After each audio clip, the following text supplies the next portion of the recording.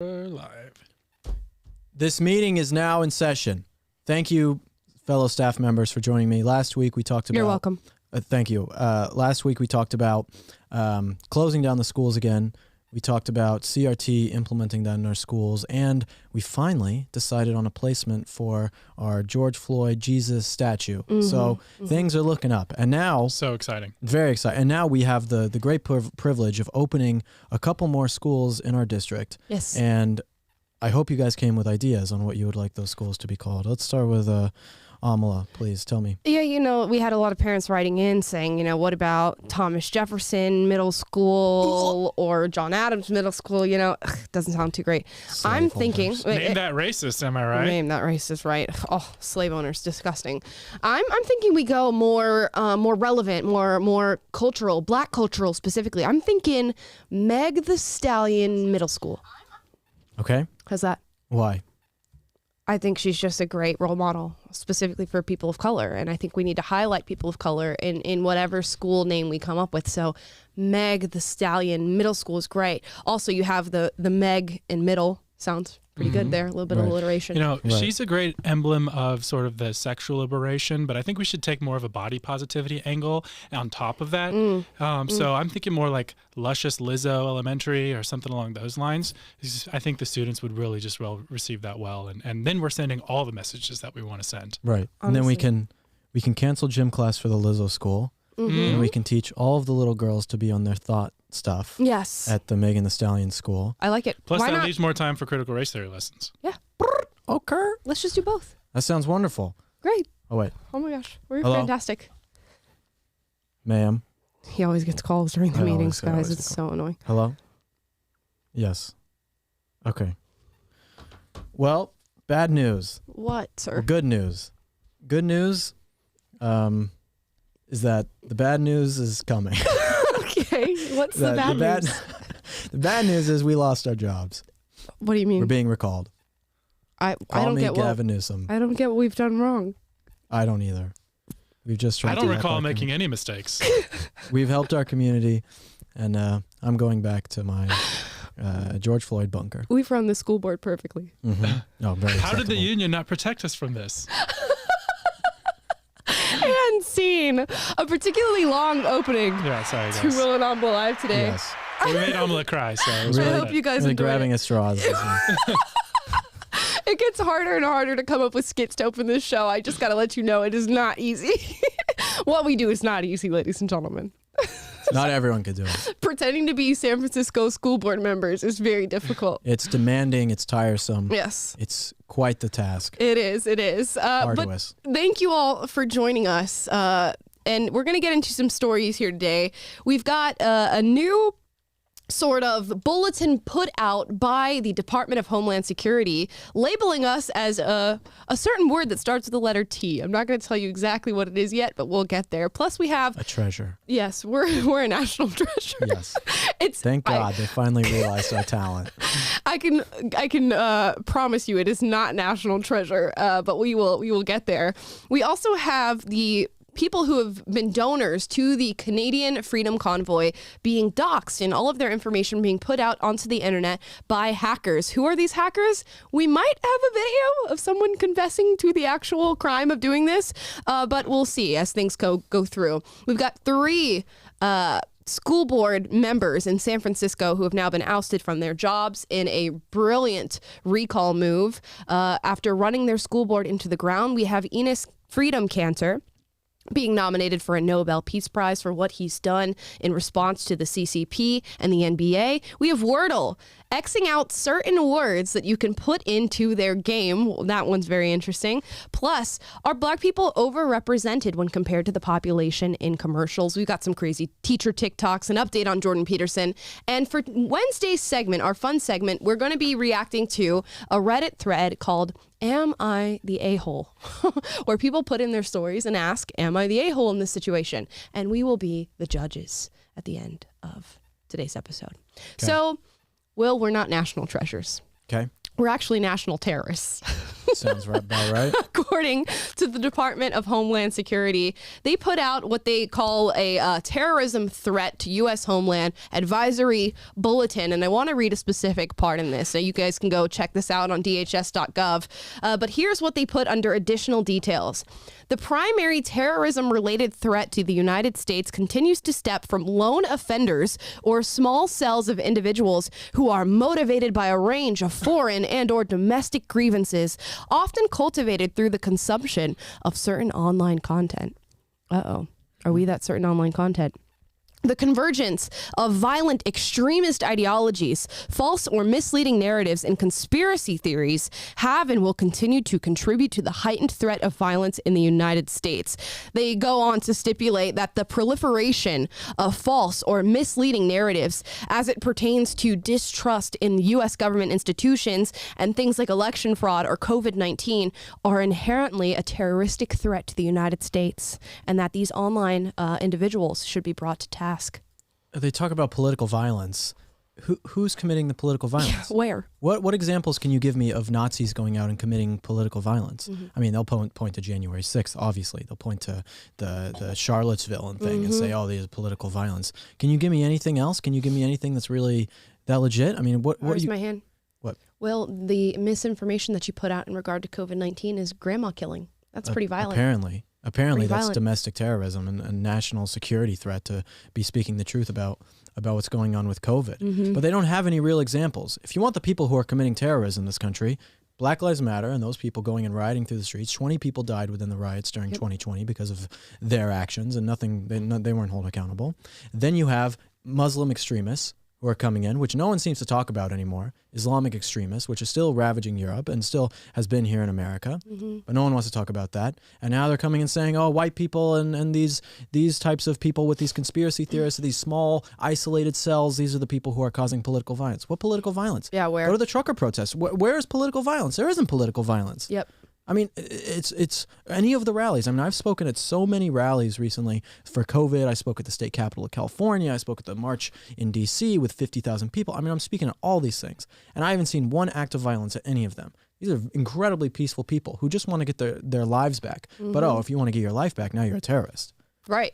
I've seen Antifa show up to these events and cause violence. Of course. Nobody talks about that. And that being a terrorist organization either. And that's really the only times that we've seen anything that could be even remarked as violence, yet we are the ones who are terrorists. And I want you to think of really what the broader implication of this is. And the words that are truly disheartening to see here are the proliferation of false or misleading narratives. What was false and misleading 2 years ago, CNN is now using and putting out as fact. And where we would have been called conspiracy theorists 2 years ago and told that we need to be put in jail and that we're killing grandmothers and we're non-compassionate, is now being put out by ABC and MSNBC and ABC, and CNN as fact.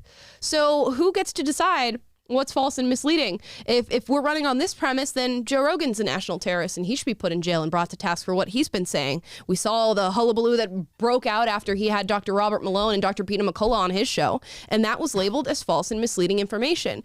And it's exactly what the DOJ did with parents who were going and calling out school boards for the infiltration of CRT into their students' curriculums. We saw the DOJ put out this long docket about how this is domestic terrorism and that they are threatening violence at our schools, and we should protect our school board members and our teachers by labeling these terrorists as such. Do you see a common theme here? Do you see where this is going to go?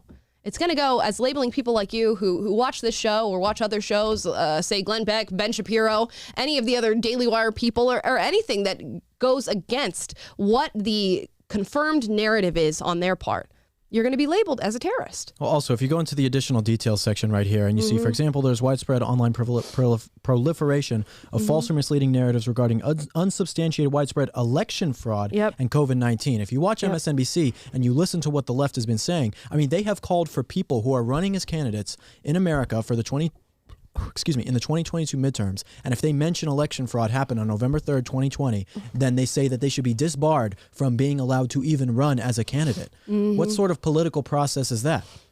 You have no political process. You're saying, oh, you can only run if you believe these certain types of viewpoints. Yep. And people are legitimately calling for that. And again, you're talking about where this leads. You're exactly right, because even if in this document they're not talking about PragerU right now, okay, let's say I think they are. I think they're referencing things, people like us who are saying the truth. Yep. But let's say they aren't even doing that, and they're talking about real kind of far right types of people. Let's say that's true. When you give the government this type of power like this, regardless, like what's happening in Canada with their War Measures Act, which they call a different name, but when you give the government this type of power, then there is no saying how far it can go, because it can continue to go farther. I mean, that was one thing that was really important about when I was in Europe versus being here in America. America has the First Amendment. We have the Constitution where you were able to say these things that you want. Whereas hearing about cases that were happening in the Netherlands specifically, where I was, I mean, cases about people who are getting sued for things that they said that might be considered incitements of hate. Yep. Right? You don't have that same liberty that you have in America that you have here. Yep. And the way that this is sounds like you are heading towards a dystopian future where people do not have the freedom to say what they want to say. They don't have the freedom to be able to run for office if they don't want to. If you disagree with the narrative, then you're out. Yeah, those people who are far right or even far left people who say things that we go, oh, that's extreme, they still have the right to say those things. As long as they're not actively committing an act of violence against somebody or threatening somebody, it's like you still have the right to say and do those things. And we are fighting for that right. And to have something like this come out of our Department of Homeland Security should be very, very concerning, because it's sowing the seeds for what's going to come out of this. And it's not just happening in those larger departments in America. It's happening all over the world. And there are so many different instances where you can say, we are being ostracized from society for the things that we believe, even though maybe it hasn't not quite come to us yet. It will. Here's a Jordan Peterson update that he tweeted out today. Apparently, I'm being investigated by the Ontario College of Psychologists yet again, even though I haven't practiced for 5 years. The weaponization of professional colleges will be the demise of competent professionalism. So here's yet another example where somebody having opinions that deviate from the accepted narrative can cause trouble for them professionally. He's now being investigated by the Ontario College of Psychologists. They have the power to go, you know what?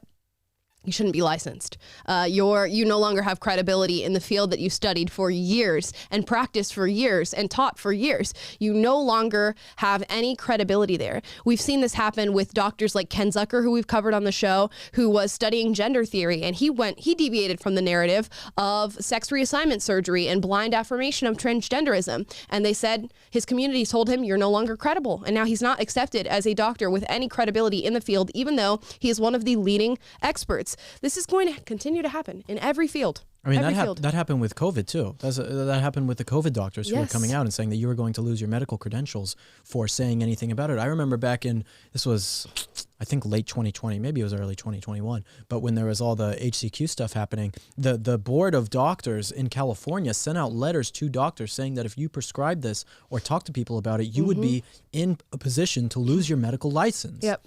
So all of these things that the government is wielding this type of authoritarian power as a way to scare people into submission. But with Jordan Peterson, I mean, what I would recommend that he does, and I think this is already what he's going to do, is that it doesn't really matter at a point, oh, they're going to disbar you or take away your medical license as a psychologist. You're going around the world speaking to hundreds of thousands of people. You're making a huge impact. Who cares what these losers think? But it's going to matter. It's going to matter for other people who are not Jordan Peterson is the problem. Problem. I don't know that this organization or that this college, right. I don't know that this college has the power to take away his license, but think about that. Think about going to school and going to college and going there for psychology to get your degree in it and to get licensed for it. And then you say something that is considered wrong by them. And you say, well, I believe that there's men and women and that people who are experiencing gender dysphoria need a different form of treatment. And they go, you're not going to get your license anymore. So Jordan Peterson is a big fish to go after in this, but think about the little ones that are not going to be able to practice in the field because they deviate from a narrative, which means you will not get proper treatment. This will be the same thing for doctors. It'll be the same for teachers. It'll infiltrate every single facet of professionalism in our society, and you will only be treated and have services from people who agree with what is considered the narrative. This DHS thing, I recommend that everyone really take a deeper dive and actually look at it. Do we have it linked in the description, Taylor? Yes. Because the things, especially when you go to the additional details and you read section 2 and all the different bullet points, the key factors contributing to the current heightened threat environment include, it talks about as COVID-19 restrictions continue to decrease, that gives a way that people can now meet to discuss violence, people who are against mask mandates and vaccine mandates. That they can now meet. It's talking about attacks at historically black colleges. It's talking about 5G in here. If you say anything about 5G, now you are one of these potential extremist terrorists. I mean, what a nutty document. Insane. No one should take anyone who works these people seriously because what they're doing is just asinine. I mean, they're so backwards. I urge everyone to read this. Please go through and read it after the show and give us your takes on it because it's truly a terrible thing. So clearly targeting people on our side of the aisle. It's so obvious. And they don't care. And this will go under the radar too. I imagine most media outlets will not even report on this. Yeah, the last part in this, it says a small number of threat actors are attempting to use the evacuation and resettlement of Afghan nationals following the U.S. military withdrawal from Afghanistan last year as a means to exacerbate long-standing grievances and justify attacks against immigrants. So crazy. Who are the people who are committing the extremist attacks? It's extremist Muslims. It's extremist Muslims, and not even just extremist Muslims. You go to Europe, it's just people who have come in from North Africa who are raping people and committing horrible sexual assault and terrible crimes. And those are the people who get no play in the media. No one's talking about that. Silent victims. And now, I have to, for some reason, feel bad because they're claiming that I'm saying horrible things about Afghan refugees. What the hell are you talking about? Right. This You're an isn't Islamophobe. None of this is happening. None of it is happening. It's all a psyop to pit people against each other. It's terrible. And the fact that the government would use their power to do this, and also the fact that we pay taxes to the government, meaning that these people at the DHS are literally my employee. I own you. Okay, I don't own you, but you are my employee in the sense that I am paying your salary, and then you have the gall to come on and say these things about me. Yep. Useless people. It's very clear. Not everyone who works in government is bad. Not all of these people are bad. But if you're someone who works in government and you see this happening and you allow this to happen, you continue to work for them. I mean, you can't do that. You can't have a moral conscience and put this stuff out. Work for an organization that believes this. You just can't. No, and one more wrinkle that bears mentioning because it happened just this week was the anti-gun activist. His name, I think, is Quintez Brown, who went into an office this week and shot at a mayoral candidate, I think, in Louisville. Right. And where's that being reported on by the media? The Joy Reid supporter. Yeah, he's been on Joy Reid's show. He's been published by some left-wing outlets. Some of his work on reporting on like anti-gun activism and stuff. And he's not a domestic terrorist. But if you oppose CRT and you go to a school board meeting, then you are, according to as far as the government is concerned. It's just insane. This is so reminiscent of communism, real communism, where people who were enemies of the government were labeled as that essentially. You were labeled an enemy of the government. You were labeled a bad actor just because you wanted your freedom, just because you wanted to stand up for what the government was doing was wrong. What does this make? Right. What does this do to people? I mean, we talked about this a little bit with Glenn Beck, but what this does is push people who are on the right or people who just disagree with this into crazy people. You make people crazy. When you tell them that they're these horrible domestic terrorists, the next right-wing leader who's going to be they're going to be radical because of what they're doing, of how they are pushing people on the right, how to think and act. Yeah. You're pushing people into a corner. What happens when you push a cornered animal? It bites. And that's what they're doing with this kind of stuff. But that's what they want to do. That's the goal. That's the goal. The pendulum's going to swing back way too hard. Way too hard. And then we're all going to be here sitting in the middle of it watching it happen. Yeah. So it's very, very unfortunate. Another story here in the fight for freedom that is continuing to happen in Canada with the Freedom Convoy. They have been doxxed. At least the donors to the Freedom Convoy have been doxxed.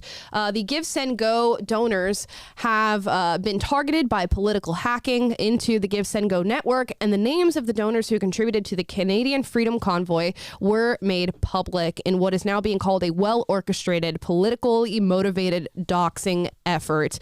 Now, they're still trying to find out exactly who is responsible for this, but we do have a recent video that was put out by somebody streaming live on the internet saying that they are in fact the person who doxed the donors.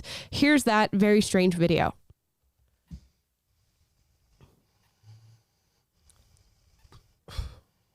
very weird breathing. I don't like it. Nothing scares me.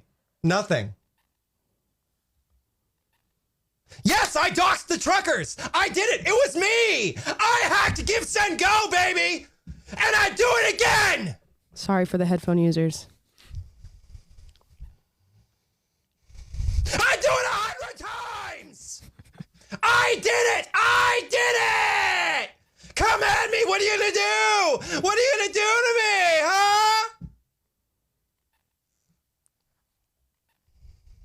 This is making me so uncomfortable. I hacked Epic Hosting. I hacked Parler. I hacked Gab. I hacked Truth Social. I hacked GiveSendGo. Okay. I'm done watching that. But he goes on an extended tirade to confess to multiple crimes if this is true. I hacked Parler. I hacked Gab. I hacked Drew Social. I killed John F. Kennedy. Literally, like I'm waiting for how much more are we gonna get from? He's like, I'm untouchable. I'm not scared of anything. I did Watergate. I faked Trudeau's birth certificate. That's just wild, but it shows you like. These are the people who disagree with the Canadian Freedom Convoy. Mm-hmm. These are the people totally who... normal, sane, great people. Right. Yeah. He's fighting the terrorists. Yeah. He's not the terrorist. He's the one fighting the terrorists. Yeah. This is the one who's fighting the Canadian Freedom Convoy terrorists who are lighting up their barbecue grills and their hot tubs and their pizza ovens and... really, really spreading violence across Ottawa. No, when you say keyboard warrior, I mean, it gives it a whole new meaning, seeing this guy. That's exactly what he is. Yeah. And he sits at home and does nothing with his life and then hacks something and doxes people. And now, does anyone see this guy as a hero? I'd be surprised to know. I bet there are people that do. I'm sure. I bet there are. It's quite surprising to me that there would be anyone who could see someone like this as a hero. Someone said he's West Elm Caleb. Yeah. I texted the 16 girls. I'm the Tinder swindler. Yeah. Exactly. I'm the hash slinging slasher. If that's the Scranton Strangler. I'm the Scranton Strangler. Oh gosh. Sorry, Will. No, I understand. I get the reference. No, I know. I just kind of interrupted you. No, that's okay. We got her. Okay, keep going. That was funny. That was very funny. No, it was a good joke. Listen, if just compared to people who were heroic in the past, the people who have been heralded as great people to do great deeds against all odds, against tyranny, to think that this guy could someday go down in the annals of history as one of those people is just, it's just crazy.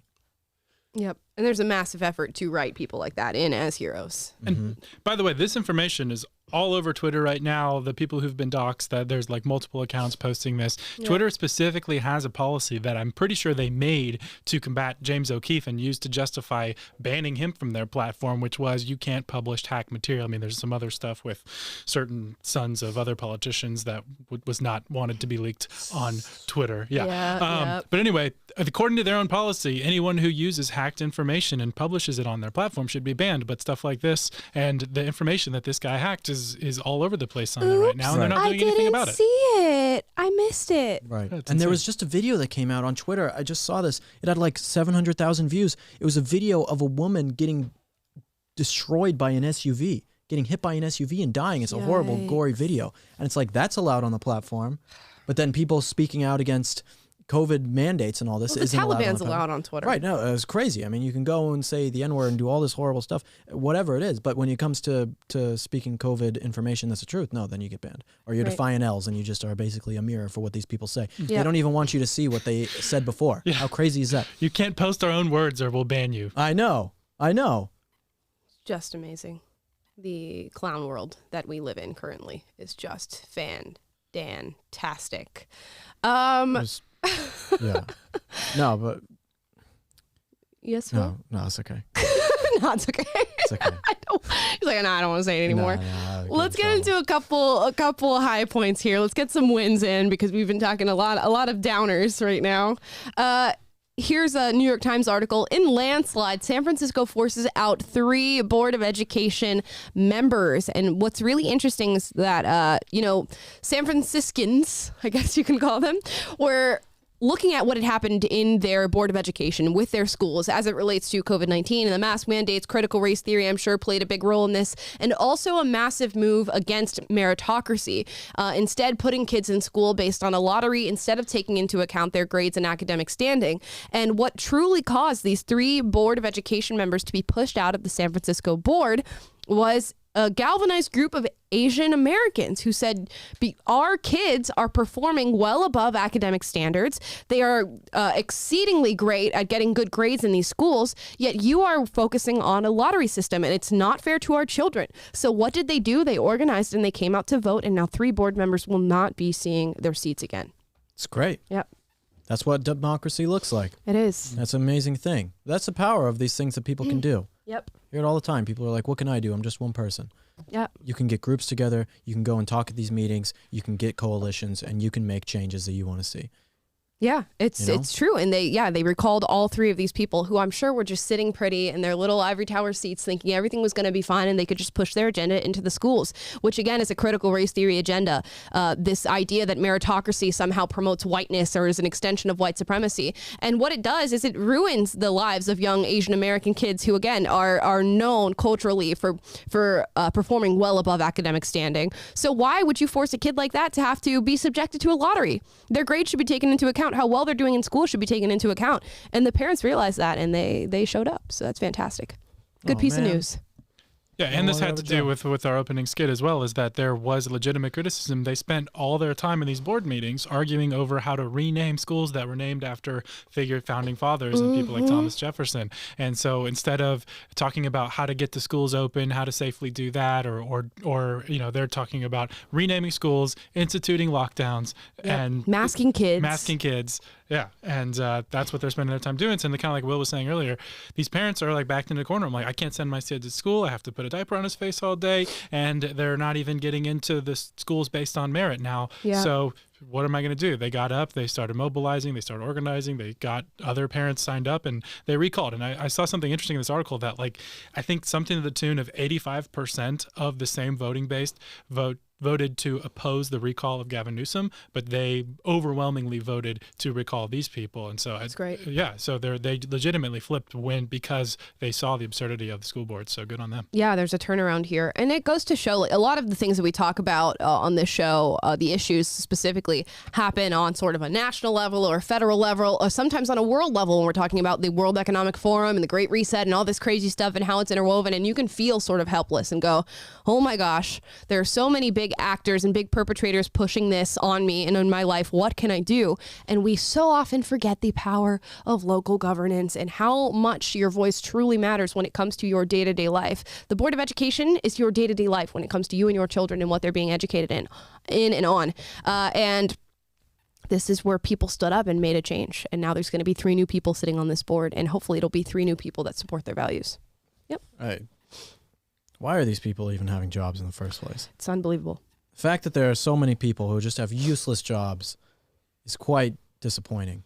The amount of administration, the amount of bureaucracy, it's just why do these people even have jobs in the first place? Because it only ever expands, never disbands. Yeah. It only ever goes up. I know. They only ever find more seats that they need and more power that they need and more resourcing that they need. Mm-hmm. Yep. And people just talk about critical race theory and black schools all day. Yep. For no reason. Yep. Absolutely no them. reason. Again, these are our employees. We pay them our tax dollars. Yep. Useless people. Useless, I tells ya. Thank you. Thank you. Double down. Oh, double down. Okay, more good news here.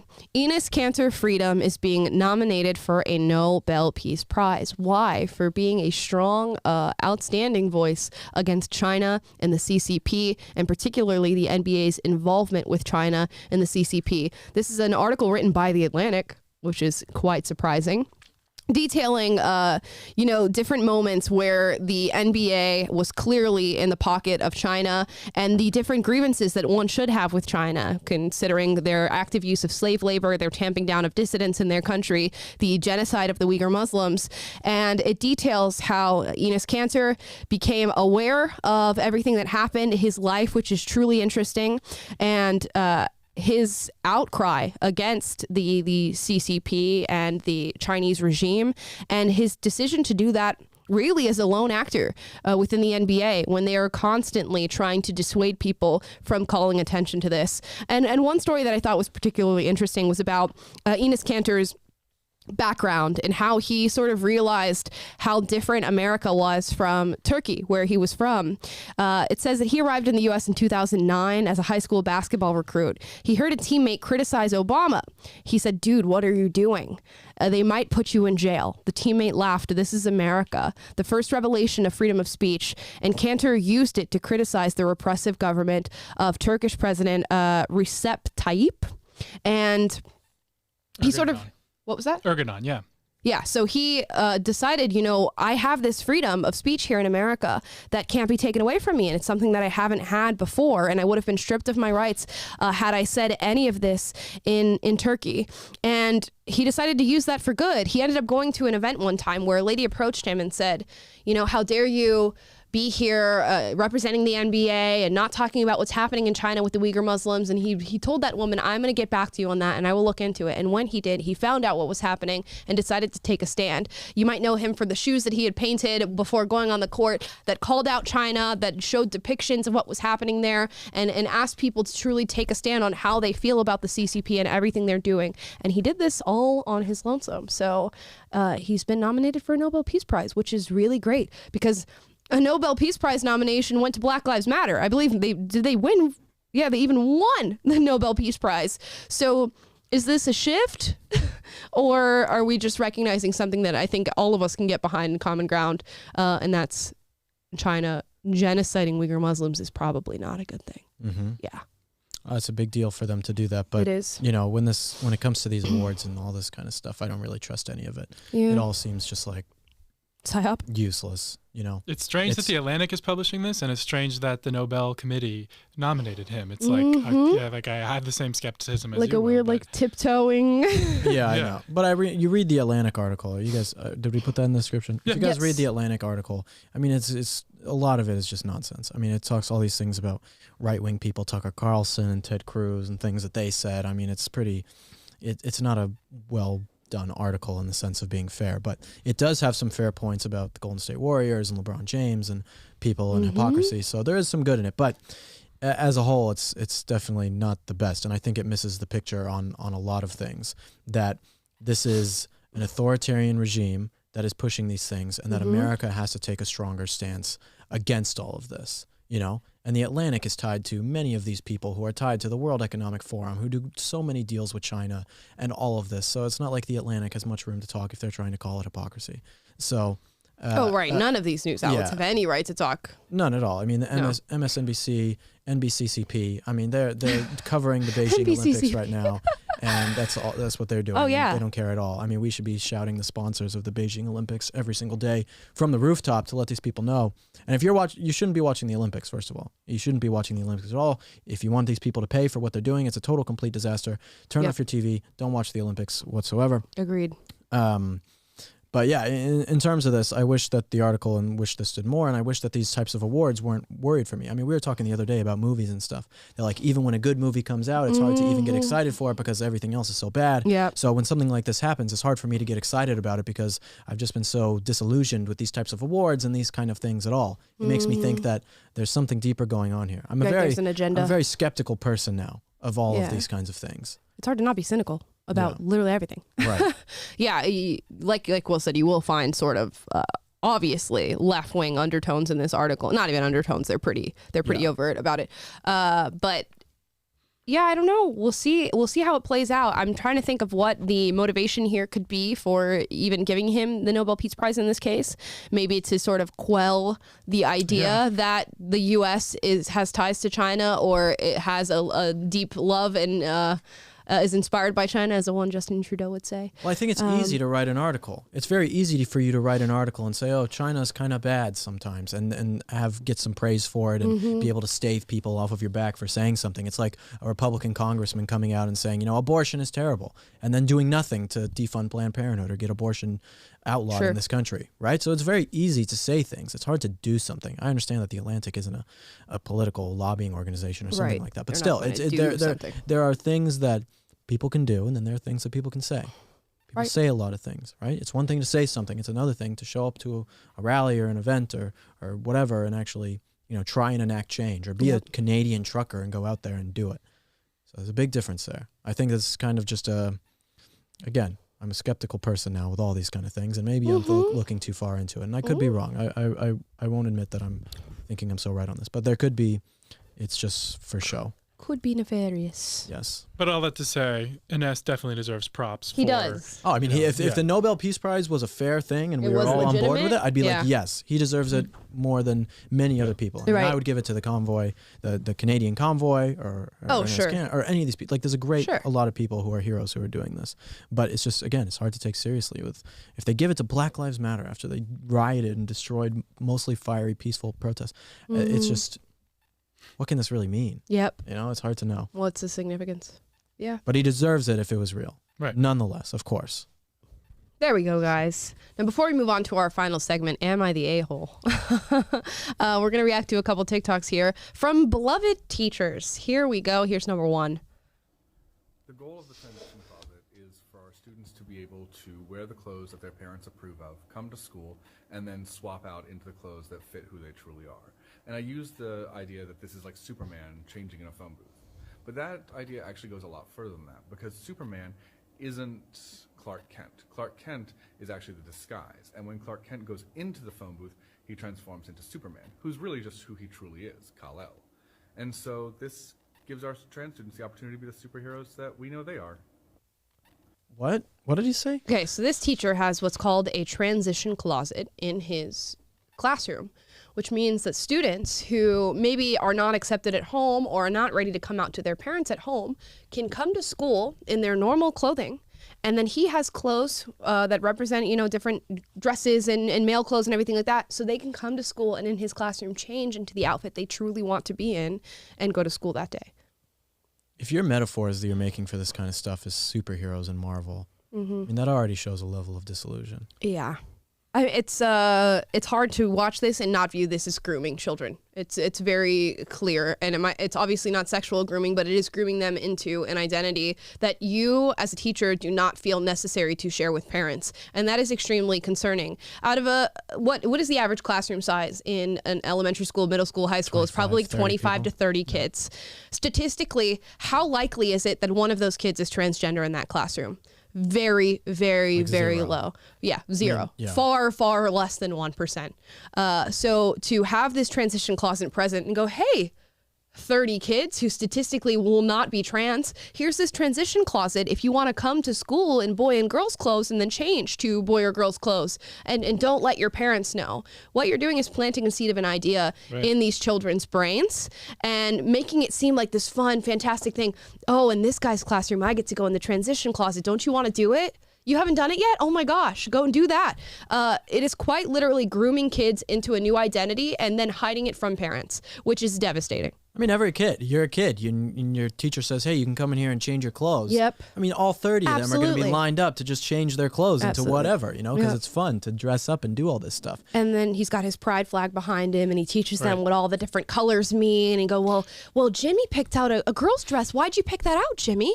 What does that mean to you? Do you feel more comfortable in that dress, Jimmy? Don't tell mom and dad you feel more comfortable in that dress. Come to me first. And when you want to change your name, come to me first, Jimmy. Yeah, look at the genderbread person poster and let's talk about where you identify and all this. And stuff like this is why we saw Newsweek publish just a couple of weeks ago that survey where now it's like between 30-40% of young people in America identify as somewhere on this LGBTQIA ++2S spectrum. And it's because they're being groomed in class. Like you said, like who knows the actual occurrence of gender dysphoria just on its own as a mental condition or whatever it may be, but it's this confusion being pushed by these teachers like this is what is causing this mass confusion. Yeah. It's ballooned in recent years. Yeah. And the outcomes are not good. The outcomes are not good. And we reacted to a video, I think probably months ago on this show now, where a mother came to a school board in utter tears that she had not been told that her kid was experiencing gender dysphoria and her kid was suicidal, had suicidal ideation that she expressed to a teacher. And the teacher said, here, pick your new pronouns, pick your new identity. We're not going to tell mom about this. And now she has a suicidal child that she does not know about. She has no idea that this is happening until she gets a wake-up call one day and finds out that this is what her child has been expressing the entire year. It's ridiculous to have teachers like this who are willing to hide such a massive part, a massive concerning part of kids' lives. This would be the same thing as finding out a student in your class has a medical condition and not making that known to the parents. That's the exact same thing.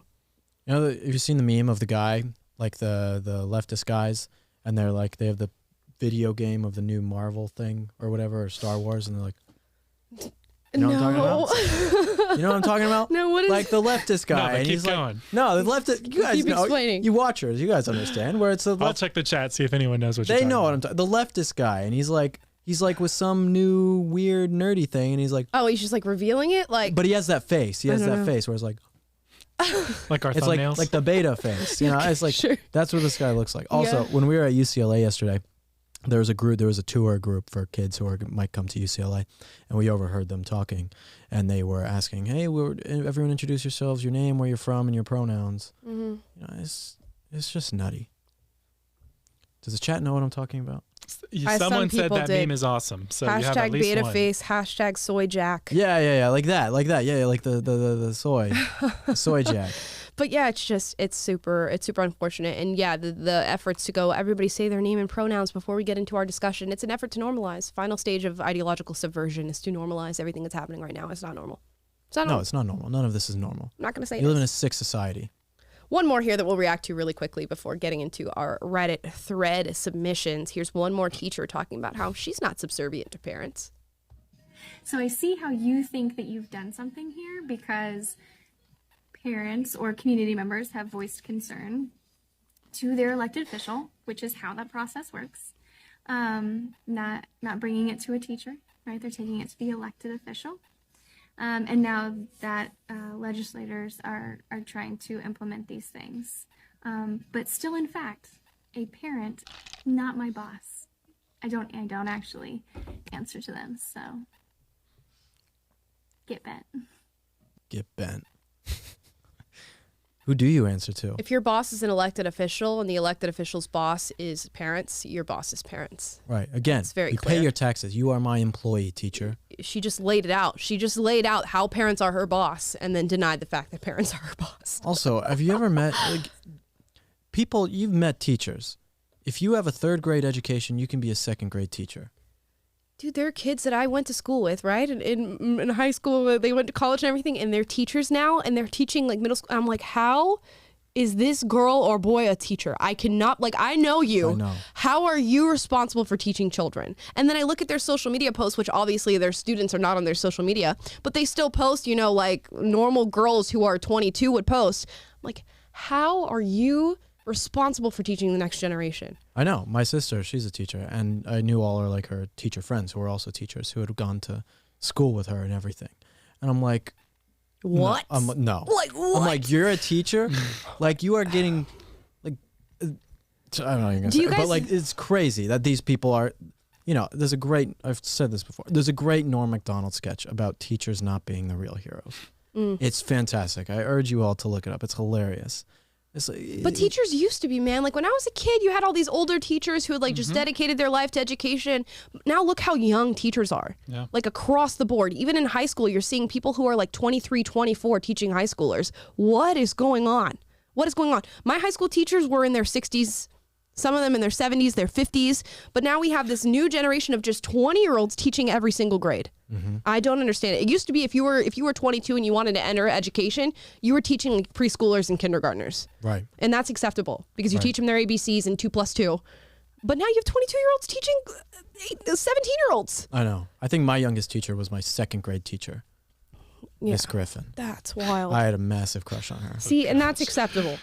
I did. That's what happens. No, I got this little like fake gold chain Wow. that I got like from one of those machine You're like, things. she's you know? gonna think I'm Yeah, older. I wore it. I wore it with like my basketball jersey, and I was, went up to her to talk to her about Do the like, face. Do the face. It's like, Miss Griffin, Miss Griffin. Oh, no. But like I thought I had a chance with my teacher Right, in right. second grade. I had Right. a huge crush on her. Of course. Anyway, that was the youngest teacher that I ever had. So see where that leads. Yep.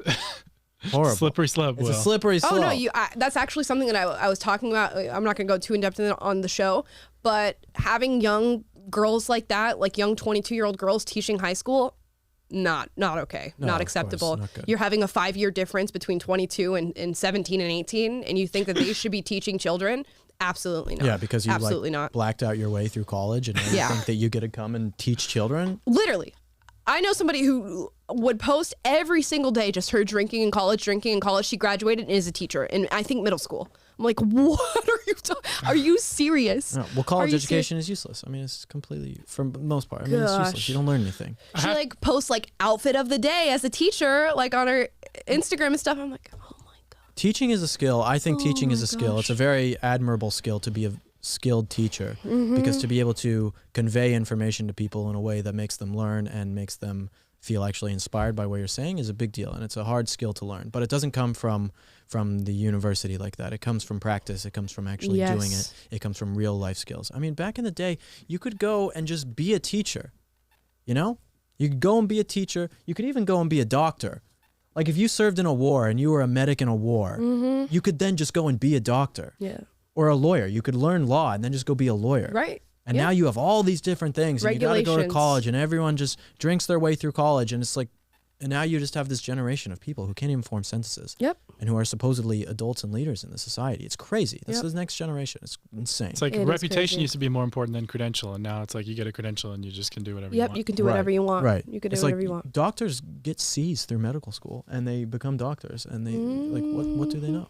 It's crazy. It's It is crazy. I have to say here, my wife was a early 20s high school English teacher. Sorry, So Ansley. she was that one, but she was a great teacher Sorry. and Yeah, quit because okay. of all of the BS. But she What has do a you lot of have to say friends who about are that, still in Amala? it, and they're like, I it's will gotten say so bad. Your wife is the exception to the rule, because She I've is. met your wife, She is. and She's great. she is not. She is definitely the exception to the rule. She is the 1%er of the 99% of 20-somethings teaching high school. 100%. Boom, liberal. But this- 100%. Got 'em. I wonder though, it's like, the same way we talk about because of like, oh, if you demonize cops, then, all the good ones are not going to want to stay cops. It's like if you make teaching all about imposing and teaching about the genderbread man and doing all this stuff, and hey, teaching CRT and putting this stuff in curriculum, good teachers are not going to stick around Yep. and be forced to do that. Much less there's already problems with all the bureaucratic things that my wife left over years ago. Now it's got her friends who she taught with are like, it's so much worse now, and a lot of them have left too. So Yep. Right. it's a broken system. My mom just texted me that she complained, I didn't know this until right now, that when I was in second grade with Miss Griffin, my mom complained to the school because Miss Griffin's thong was showing. and now I'm like, Mom, why would you do that? Oh my You know? gosh. Oh, This Miss explains so Griffin. much. She We'll have explains some Miss so Griffin much. updates. We're Yeah. gonna have her on the show. I know. Miss Griffin, come on the show. Next Miss week. Griffin, if you're watching, I don't know your first name. If you're watching, Come on the show. yeah, please come on the show. We'd love to Okay, have guys. Final segment. Am I the a-hole? These are submissions that I found on Reddit I put together for us to judge, is this person the a-hole in this situation? So I'll read these for you guys. We'll have the prompt and then the actual information. Okay. Am I the a-hole for uninviting my mother-in-law from our wedding after I found out she painted her hair pink in an effort to upstage my wife? I, male 31, and fiance female 30, are getting married next weekend. Since the wedding planning has started, mother-in-law has made the entire wedding about herself, going full bridezilla on the wedding party as if she's the one getting married. My fiance is kind and can sometimes be a pushover. She has let a lot of my mother-in-law's behavior slide. Recently, mother-in-law texted my fiance the dress she planned to wear at the wedding, and it was this off-white silky dress. My fiance went ballistic on her and told her that this is unacceptable, among other things. The mother-in-law went into a tantrum and eventually relented. Yesterday, she came over to babysit for us, and to our horror, she was painted this terrible. Her hair was painted this terrible bright pink color. At this point, I knew why she did this and told her boldly that I am uninviting her from our wedding and expect security to stop her if she tries to show up. Fiance supported me on this. Since then, countless family members have hounded us, calling us a-holes for sending the mother-in-law into a depression. Quote, am I the a-hole? Send her to the ranch. Send her And to you the guys, ranch. you guys can comment in the chat below, yes or no. Are they? We'll make a And poll. Maybe we'll make a poll. I don't know. Nah, you're in the right. You're in the right for not for saying she can't even come to the wedding anymore. Well, if she's gonna ruin it. Wait, she dyed her. It was hard for me to follow all that. She dyed her hair So pink first out she's of like, spite. first she's like, I'm gonna wear a white dress to the wedding, and they're like, no, you're not wearing a white dress. So they got in that fight. Yeah, and because she's the like, bride wears white only. the bride is the only one I who learned wears this stuff white. last year. Yes, the bride is the only one who wears white. So then she dyed her hair bright pink to be like, I still want attention when I go to this wedding, and they uninvited her. Okay. So, is the man the a-hole for uninviting his fiance's mother from the wedding? Not if the fiance agreed. Okay, Taylor. Yeah, no. I mean, it's your day. It's your wedding. Like if you're both in agreement that it's going to be worse with Yeah. this. I mean, it's an extreme measure, but It it is an sounds like extreme there's measure. an extreme reason to do it. Right. Yeah. I would give her a little bit of grace, but I don't think you're an a-hole if you decide not to allow her to come. That's where I'm at. Send her to the ranch. How are people polling on the Sender to the Ranch? On Send the it to Will and the Amala ranch. channel, Dr. Phil's 83% say no. Okay. All right. 83% say no. Okay. Perfectly answered. Next one Good here. job, guys. Am I the a-hole for getting a tattoo without telling my girlfriend? I'm 24 and have dated her since we were both 19. We lived together, never took a pact to do or not have tattoos or anything like that. I know she's more of an anti-tattoo person, I guess. I've always wanted one. I didn't think it was a big deal. She travels for business, and so since I work from home and could go get one during my free time, I went and got a tattoo. Didn't tell her and didn't think it was worth mentioning. She came home, and then obviously when I was shirtless getting ready for bed, she noticed and made it this huge thing about how it's permanent and all that jazz. She thinks that I'm the a-hole for A, not discussing it with her first, then B, not telling her. My position is it's not a big deal, and it's a non-controversial tattoo. Am I the a-hole? Baby, you like my chest piece? I got this winged eagle across the chest. Yeah, And then barbed wire right here. he No. says it's non-controversial, so I imagine it's like a small tattoo or like an arm tat or something like Yeah. that. If it's I got a man, teardrop. yeah, No, but listen, I'm conflicted. you're conflicted. Because as a man, you can do what you want. But then again, if my girlfriend, Ava, I know you're watching, if you got a tattoo without telling me, I'd be really upset. Really, So you'd be it's- upset. Yeah, of course. And I think that she would be justified to be upset at me too. Yeah. Because that's like, that's your person that you're in love with. That's, you their body is a sacred thing to you. You don't want to desecrate it. It depends on the parameters of your relationship. It does. Like if It's- you're like they Will never over took a here pact. and you're never going to tell your wife how much money you make, it's Right, none of her exactly, business, exactly. then maybe they They have already a type know. of relationship where you can just go get a tattoo and it's whatever. But Right. that would not fly in That would not fly the in your rules of household. engagement of our relationship. Yeah. Oh wow, I'm the opposite on that. My boyfriend could go and get a tattoo and come back, and I'd be like, "That's cool." Yeah, I don't think You it like would it? That's She awesome. wouldn't be mad at me, but it would be like just surprising that I wouldn't even like tell her. And it's just Wouldn't kinda like, mention why it? wouldn't you tell me that? It's weird. Right. But just because we are so. But the only open reason that they and talk wouldn't about tell this person is because they knew that they wouldn't like it.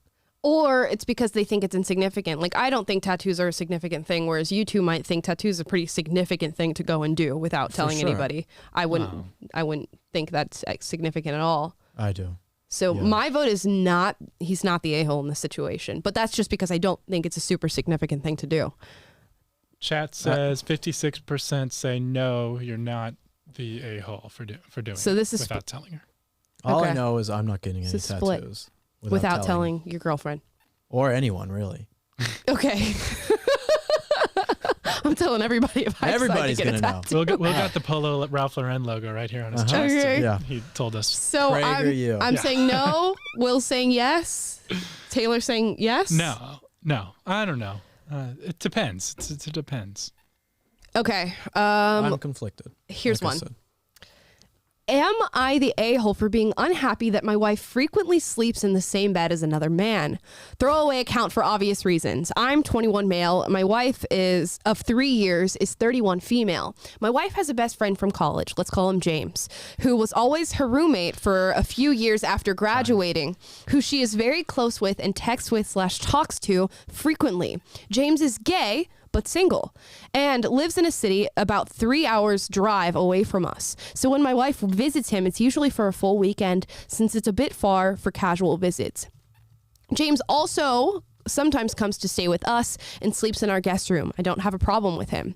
What I didn't know about was that James lives in a studio apartment in the city, and casually this week, my wife mentioned that when she goes to stay with him, she sleeps in bed with him. As far as I know, James has only ever been interested in men, but I still think this is very inappropriate. She got upset when I told her this was inappropriate and that I didn't want my wife cuddling in bed with other men. And she said I was being, quote, jealous and, quote, homophobic. I don't think it's okay for her to do this, and I feel betrayed that she's been doing this for years without telling me. Am I the a-hole? I can't believe my wife's boyfriend has been sleeping in the same bedroom. Let's function on the assumption that he is in fact gay. Don't worry, man, I'm gay. Not that Taking he's good care of faking your it. friend. Not that he's faking it. Let's. No. I still think it's inappropriate. Yeah. Of course. No. Never. I still think it's ridiculous. inappropriate. Never. This would never fly. He is not the a-hole in this situation. If I went and slept with a lesbian friend of mine, Yeah. that wouldn't fly No. either. No, of course not. No, never. Yeah. Nope. You are not the a-hole. No. And your wife needs to rethink this. She needs to rethink her life. Yeah. Especially to say it's homophobic is that's a big jump from reality to say that. You know what we should do with her and James? What? Send him to the ranch. Send Send him to the ranch. them both to the ranch. No, it's not okay. And I'm sure he is gay, but not okay. It's not okay to be gay. Amala. Somebody's going to cut that. I'm sure he is gay, but it's not okay. No, I know you. Don't worry. That's hilarious. Yeah, this one was easy. Yeah. easy. Okay.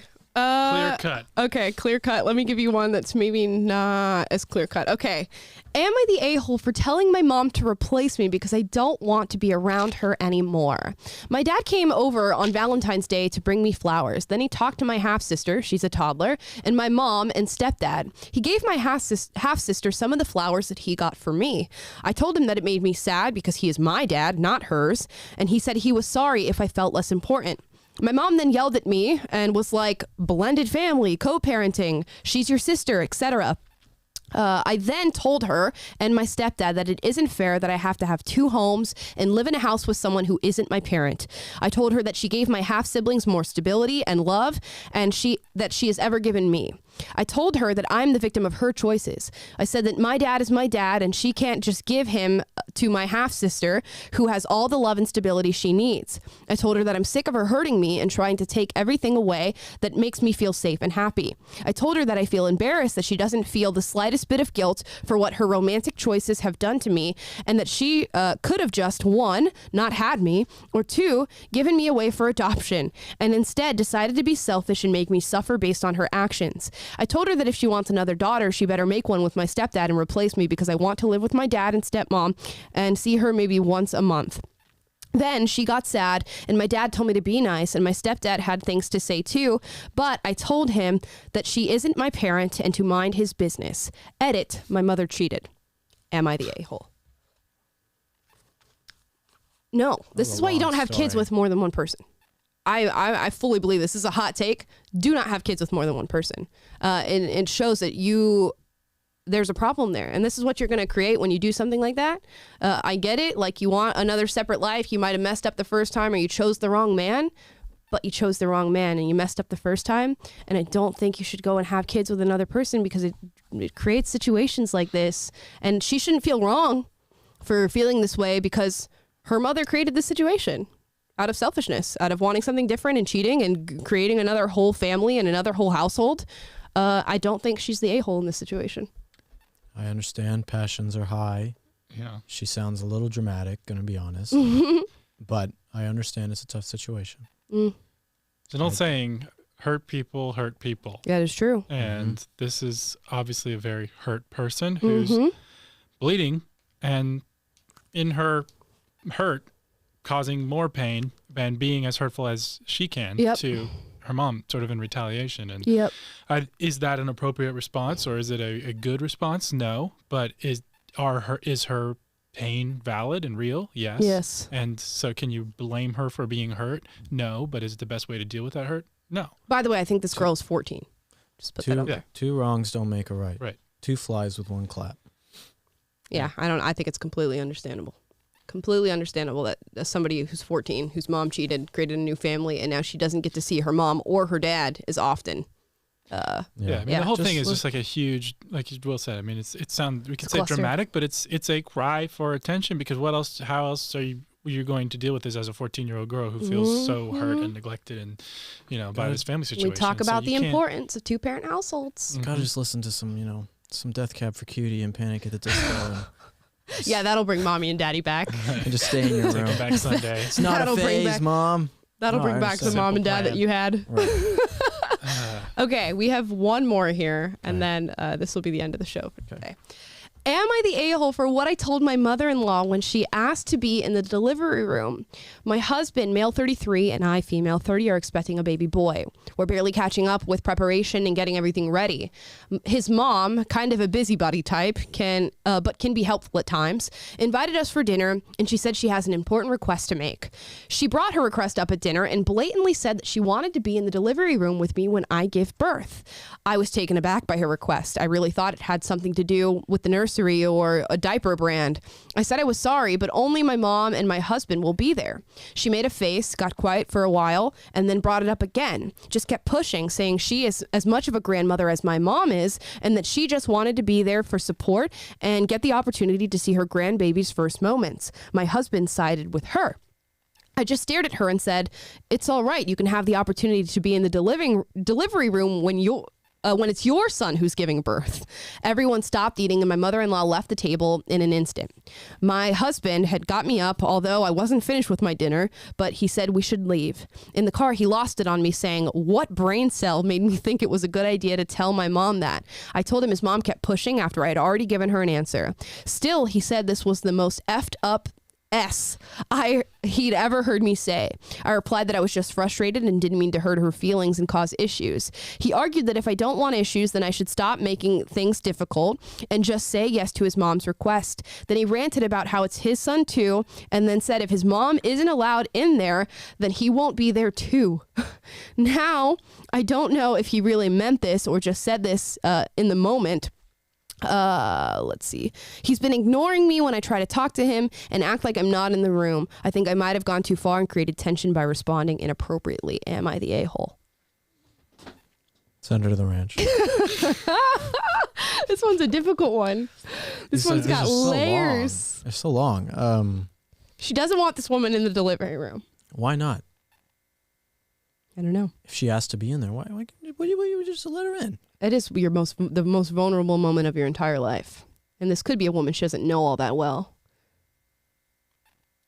Right. Yeah, but you do So- think The grandmother of the baby coming Right. out of you sacrifice things for your husband. I mean, if he wants her I in think, and yeah, he I think says if your okay, then husband it's wants this, then definitely. yeah, and you're excited. That's what they said. So just do it. Just do Stop it. being a This is one of baby. those things that those like marriage prep courses don't prepare you for. Yeah, right. You're like, how do you deal with this one? How is the audience responding? Let's see. We got 62% saying no. You're So not they're saying being she's a- justified. Yeah. I don't know. It's a pretty big thing to say somebody's going to be in the delivery room, but whoever my husband's mother would be, I would be allowed. Yeah. I think. Yeah. I don't know. Am I allowed to have an opinion on this? Yes. What do you mean? Of course you can. I don't have a strong opinion. It's something you just kind of have to work out, I guess, as Don't know all the Reddit decided that she's not. Reddit decided that she's not. Our audience decided that she's not. It's very interesting. I think it seems a little like dramatic, kind of like, Yeah. why? Why are you so opposed to this? Yeah, Mm. exactly. A lot of people wants it. Everybody wants it. I Just- personally just want only my husband in the delivery room. That's going to be my decision. I've never thought about it. I never thought about who I'm going to have in the delivery room. you Whatever just my want your wife husband, wants. or you just want? Yeah, we'll be Yeah, very happy together. it's very nice. No, I just want my husband. You know? When Will has the baby, Yeah, when I have the who do baby, you want in the room, Will? When you have your baby, who do you I want? want Scott? Dennis Prager, Uh-huh. I want Dennis Prager to Dennis deliver the baby. Prager's for moral support. Yes. No. absolutely. If the baby heard that coming out, Yeah. I mean, he'd be the most stellar baby. Blow cigar smoke on the baby as he comes out. Come through a smoke ring. Yeah, exactly. Oh my gosh. Yeah. Okay, well, we are kind of undecided on this one, I guess. Right. But No, it's it'll be interesting sticky to see. situation. Most people say not the a-hole, Send him but to the ranch. figure it out. Send them all to the ranch. Send them all to the ranch. You guys are asking Reddit to answer your life questions. You're all going to the ranch. Mm-hmm. You shouldn't. You shouldn't be on Reddit asking these kinds of questions anyway. You're all know? going to the ranch. You're going to the ranch. Send them to the ranch. But you also provide us with good content, so keep posting on Reddit. Right. So yeah, At the ranch. at the ranch. Yeah. The ranch has Wi-Fi. Yeah. Ranch Wi-Fi. But it's not great America. Wi-Fi. It's not great Wi-Fi, but you can It's like post on 3G. Reddit. Yeah. It's 5G. It's gonna make your Head Makes you Yeah. infertile. yeah. It's gonna make you're you not gonna infertile. you're not gonna have to worry about whose mom is in the delivery room Right. after the 5G. Right. No. Funeral home. Oh. Okay, we take all of that back. We didn't mean to say anything. No. Yeah, Department of just Homeland kidding, Security. DHS. Yeah. Yeah, Yes. don't Yeah. come arrest us Right. terrorists. We're sending Please. Amala to the ranch. No. Why? What did I do? You're a terrorist. You're a terrorist. Oh, fair. I'll go to the ranch. I I'd totally like to get see the ranch. Just to see it. Just to see it. Don't make No, me I- stay. Well, listen, I want a family and chickens and all that kind of stuff. And a ranch. I want my own ranch. So you're Can gonna you guys go tell to me about this whole ranch thing after the show? Because I don't get it. I'll tell you guys Oh, all. you don't get it? So that you guys know the reference when we use it later on future episodes. Dr. Phil, whenever he sees unruly teenagers and people, he sends them to the ranch, which means they go to the ranch, this like boy ranch and girl ranch for a couple weeks, and they get disciplined. You It's like ever a heard of scared like the straight boys thing? ranch? Like no, dude it's not scared ranches. straight. and- It's like a therapy thing. You go to the ranch and you come back a better person. yeah, I will scare you straight. they got like horses and cows Right. and stuff, and you have to like do work and you know mow lawns and stuff. Yeah, you learn character skills at the ranch. Yeah. It's like boot camp, but with horses. Yeah. I feel like there's something you're not telling me about this place. Oh, and Mike Pence comes and electrocutes you at the end. It's quite the Oh, experience. No, but it's literally where Dr. Phil sends people he feel like he can't help on the show. So, Will, how was Send your them to the experience ranch. at the ranch? Oh, it was great. I mean, they turned so many things around for me. Yeah. To think of the man that I was before. Right. to Dennis man the I am Menace. Now. Exactly. No, the ranch saved my now, life. Now you're with Dennis Prager. And now I'm with Dennis Prager. You know. Okay, guys, I think that's our show for today. Thank you. I have to get back to the ranch. Yes. Thank you I've guys. passed my time. Thank you guys so much for watching. I hope you've enjoyed. Please like, subscribe, click the notification bell to be notified every single day when we go live. That is 2:30 Pacific, 5:30 Eastern. We will be back tomorrow with an episode that is full of interviews for you. We interviewed Wilfred Riley, Glenn Beck, and our resident fact checker and historian, Richard. So he'll be on the show tomorrow as well. We will see you guys then. Thank you so much for watching, and comment down below your answers to this Am I the A-hole submissions. Let us know what you think. Bye, guys.